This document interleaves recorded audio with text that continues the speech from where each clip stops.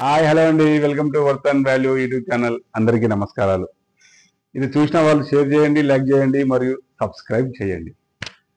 ఈరోజు మీ ముందుకు వస్తున్నాను నేను చిన్న సబ్జెక్టు. కేంద్ర మరియు రాష్ట్ర ప్రభుత్వాలలో సివిల్ ఇంజనీర్గా మరియు ఎలక్ట్రికల్ ఇంజనీర్గా పనిచేసి పదవి విరమణ పొందిన ఉద్యోగులకు ESIC employee state insurance corporation వారు ఉద్యోగాలకై నోటిఫికేషన్ జారీ చేశారు. సివిల్ డిసిప్లిన్లో అంటే సివిల్ విభాగంలో అసిస్టెంట్ ఇంజనీర్స్కి నోటిఫికేషన్ ఇచ్చారు.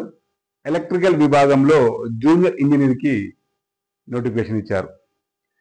ఈ అసిస్టెంట్ ఇంజనీర్కైనా జూనియర్ ఇంజనీర్కైనా క్వాలిఫికేషన్స్ ఏమనగా సెంట్రల్ ఆర్ స్టేట్ గవర్నమెంట్లో ఏఈ అండ్ జేఈ మరియు ఆ పైన పనిచేసి రిటైర్మెంట్ అయిన ఉద్యోగులకి ఈ అవకాశాన్ని కల్పించారు.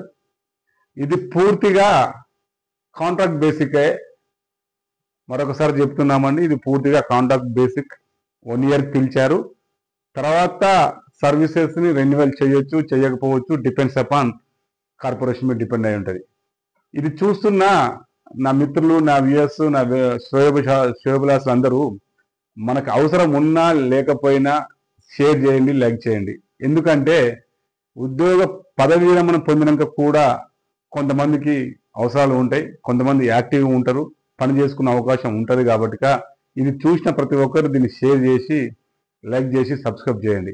అలాగే దీని గురించి మరిన్ని డీటెయిల్స్ కావాలంటే esi.gov.in esi.gov.in అనే మెయిల్ మన సైట్ ఓపెన్ చేసి చూస్తే మనకు డీటెయిల్స్ అని దొరుకుతాయి. అందరికీ నమస్కారాలు.